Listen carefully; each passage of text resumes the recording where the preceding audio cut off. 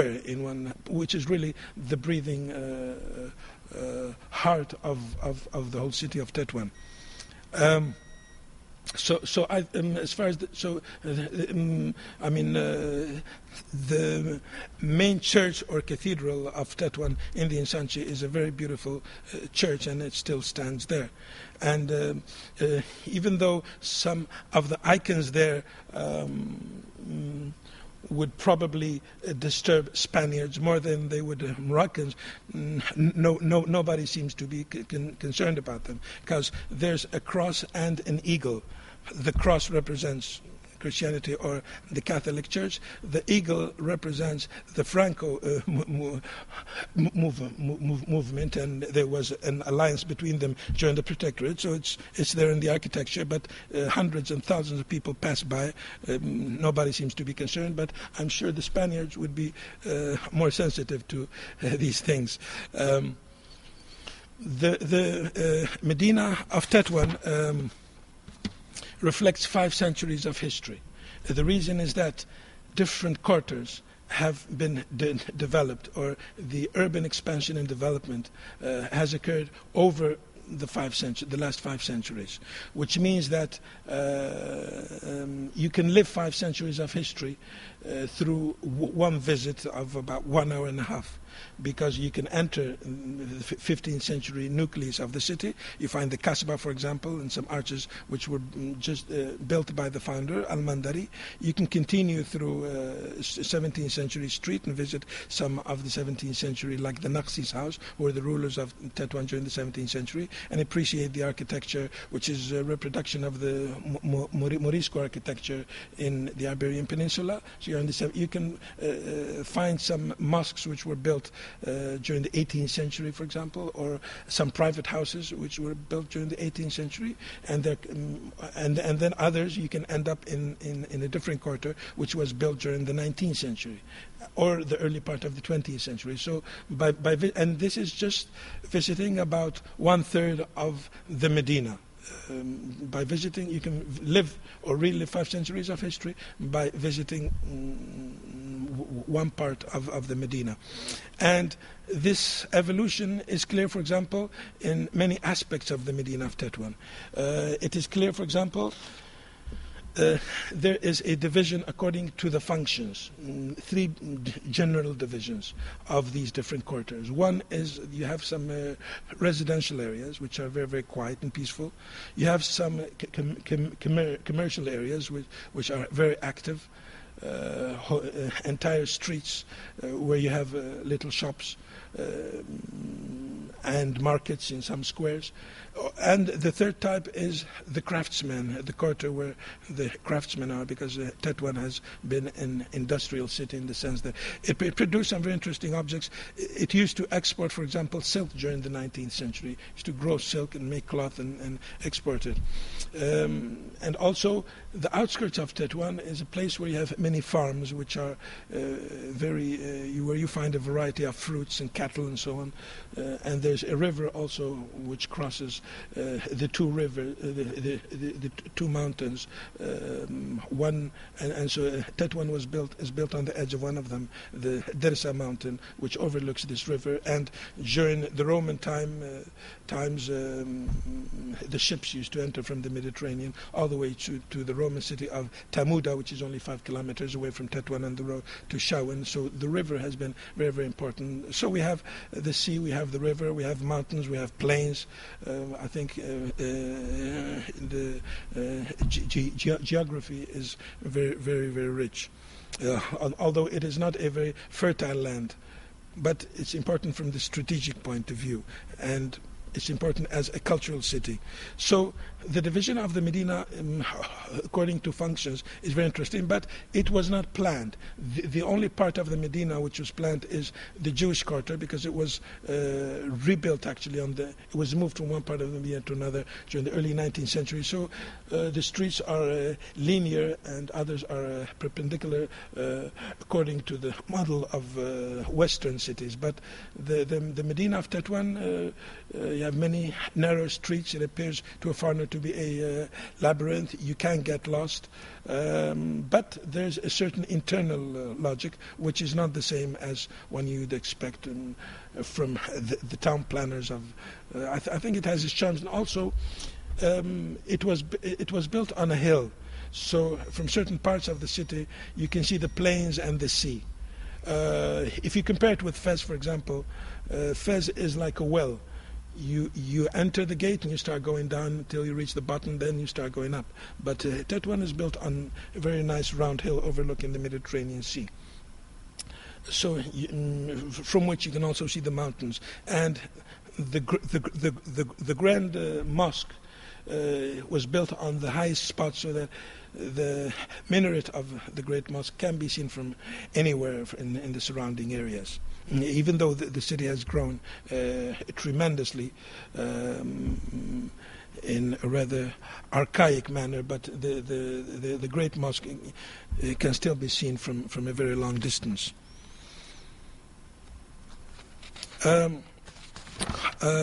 Along with the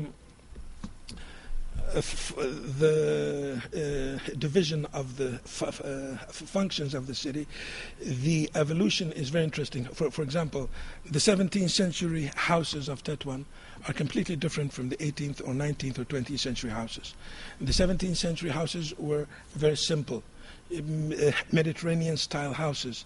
They had an open courtyard with rooms, and then a first floor built on very solid about 8 pillars and arches, using limestone. They were whitewashed.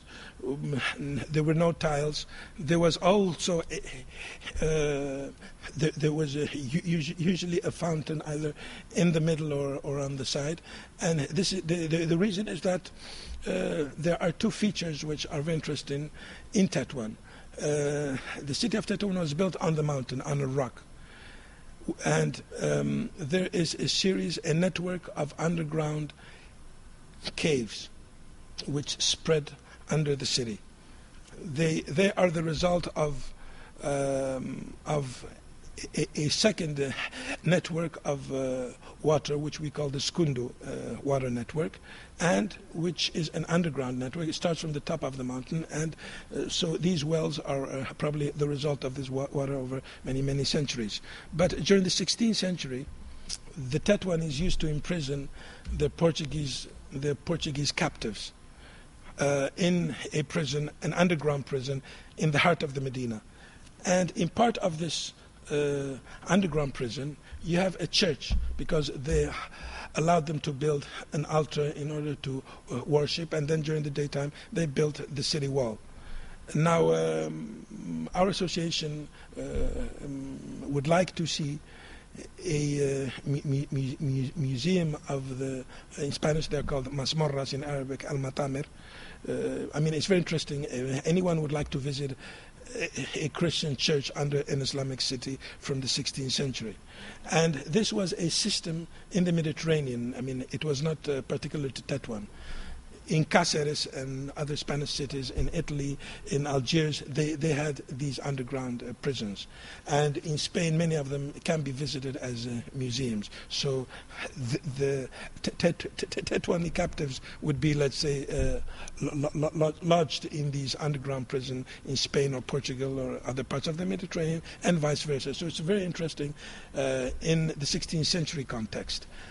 And it's only about 150 square meters, and we have been able to open a door and to go down to it, and they had built these brick arches there, and the altar is still there. So I mean, it wouldn't be very difficult to.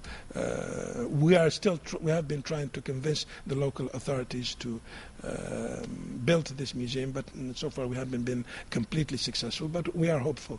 So.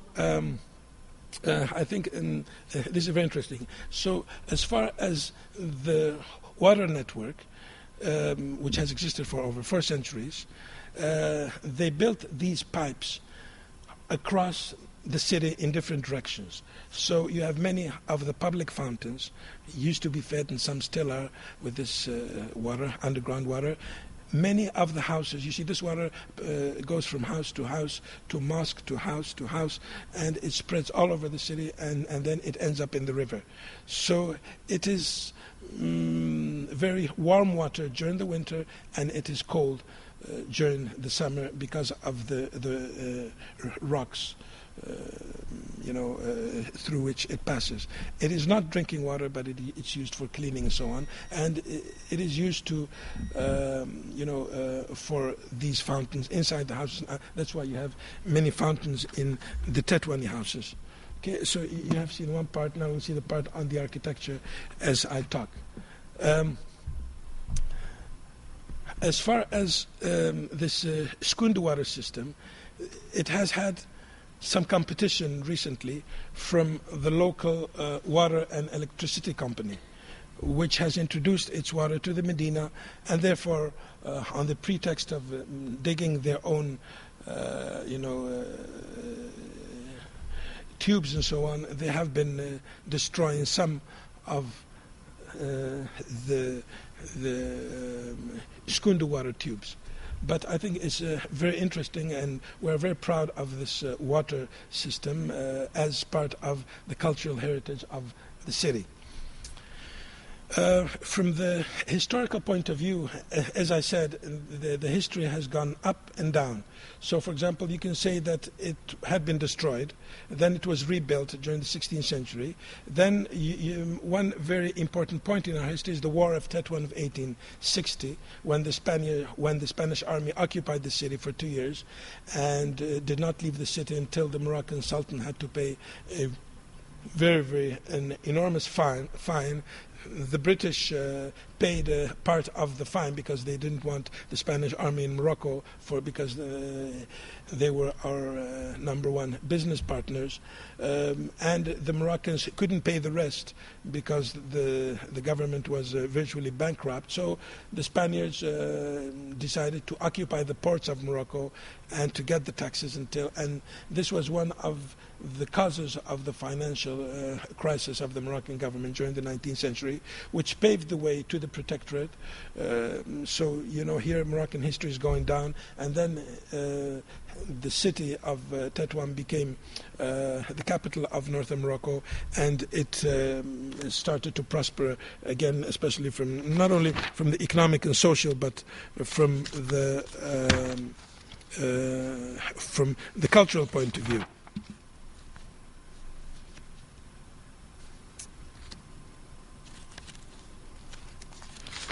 I have not been following my paper very strictly because I think it would be more interesting to speak a bit more spontaneously. But I would just like to speak about some of the cultural and artistic traditions in Tetouan.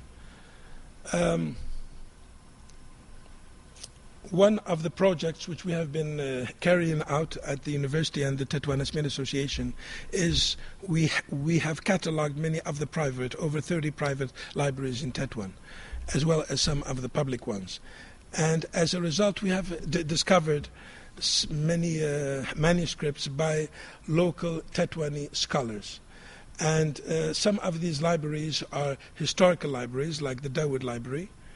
Some of these libraries, I'm stressing the libraries because I'm in a library, and I'm sure some people would be interested in what I have to say about the libraries. But this is a unique project to catalog 30 private libraries in one city. And only our students could have achieved such a feat, because if the government officials, for example, were to knock on the doors of these families and ask them, could we please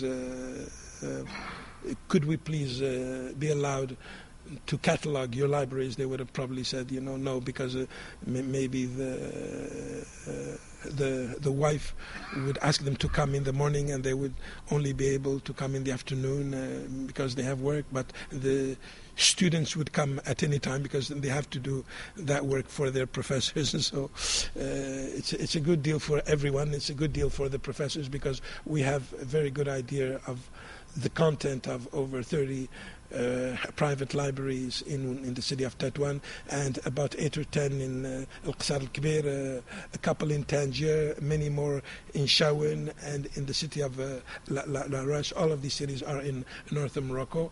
And it's interesting that we found many manuscripts which were written by the owners of these libraries. And it was interesting for the families, because they're usually the descendants of these scholars are usually not scholars, so they would just lock those books in a room, and we would catalog the books for them, ask them to buy shelves, and then give them a copy of the catalog, and that way they would be able to know what they own. From the students' point of view, we would meet with them and orient them as far as bibliography is concerned, the importance of making catalogs, the importance of the project, what they must do, what they must not do in order for the project to be successful. And in the beginning, many of their friends would make jokes of them and say, we are writing real historical essays, whereas you're just copying down titles. But then when they would need to make their bibliography, they would go to those students working on the libraries and ask them, could you please check whether my bibliography is well made? And so we convinced them of the importance of making catalogs of bibliographies, and I think it has been a very successful project, and it's a self-financing project. So we like to be independent, and the only way to do that is not to depend on anybody else from the financial point of view, and we're very proud of that. So these scholars are very interested, first half of the 20th scholars, and I would just like to introduce the works of some of them. The historian Mhammad Benaboud, left the biggest private library of Tetouan, and his daughter Hasna Dawood has done an extraordinary job of making a catalog for the whole library and opening it to the public from about 1 to 6 o'clock in the afternoon. It's a small library, but it is a very, very rich library. She has over 500 manuscripts. She has about more than 25,000 books in Arabic and other languages. She has an extraordinary collection of documents, some consular documents, and, for example, she has a document signed by Queen Isabella II of Spain. She has documents from the consulate of Italy, from Spain, and many other countries. She has an extraordinary collections of Egyptian newspapers like Al-Ahram during the 40s and 50s, for example, and 60s, as well as most of the national newspapers of the time, and perhaps equally important, many of the local newspapers which used to be published in Arabic and some of them in Spanish in Tetouan, as well as many magazines. Now, Dawood is one of the most eminent intellectuals of the city. He founded, for example, the first Arabic magazine in Morocco in 1933, which is called As-Salam, or Peace. It's a very nice magazine. And he wrote a lifeline, his lifetime project was a history of Tetouan, which is called the history of Tetouan, Tarikh Tetouan, which begins from the beginning, and especially the reconstruction of the city, and goes all the way to the period of the Protectorate. His daughter has published the latest volumes, the 10th volume, and each volume is around 300 or 400 pages, some of them 600 pages, I think, if I'm not wrong. And the latest one, which is being published, is very, very interesting because it is an account of the history of Tetouan during the period of the Protectorate. Now here you have, the historian is not just basing his history or his historiography on the old sources, but he is a testimony. He lived during that period. He was a contemporary figure, and he wrote, and he participated in the nationalist movement, and he wrote the history of the Protectorate during which he had lived. And I think this is very, very interesting. And he is, for example, one of the founders of the first private school of Tetouan. He was involved in education. He was involved in many cultural activities, and he is an extraordinary figure. And he left this 15-volume history of Tetouan. I mean, not many cities. I mean, Tetouan is a small city, but it has a big history. 15 volumes, I mean, I don't know. Has anybody written a 15-volume history of Washington, D.C., for example? And he has also written other books like the Numismatic History of Morocco. He has written 1001 Proverbs. He has a manuscript which is very, very interesting, which we hope his daughter will edit very soon, because she's also a very good, distinguished scholar, and she has edited the latest volume of her father. The reason is she used to sit by, she's the youngest of many brothers and sisters. She used to sit a lot by her father's side, and he was on his deathbed, and he asked her to give him a promise that she would take care of his library after he died, and she has done an extraordinary job. We helped her make a computer catalog of that library. We didn't really do much. We just showed her how to use the computer, and she did the rest. And I think she's doing an extraordinary job. Now she's writing newspaper articles saying that this is a very important library, and I'm not going to live forever, and the local authorities should contribute to assure the future of this library. And she has some extraordinary manuscripts. She has a collection of over 15,000 photographs in black and white, and it's a very, very rich library indeed. Then you have the other historian who was the master of Dawood, who was Ahmed Arhoni, who was a great faqih and alim, a scholar. He wrote a 10-volume history of Tetouan. This is a completely different history, because it's a social and cultural history. For example, volume 2 of this, it's called the Umdat al-Rawin fi Tarikh Tetouan, and the author is Ahmed Arhoni. A great jurist as well. He has left some publications in Islamic fiqh, some verdicts or fatwas. And he wrote a 10-volume history. For example, volume 2 is a history of the traditions of Tetouan. Volume 3 is a dictionary of the dialect of Tetouan.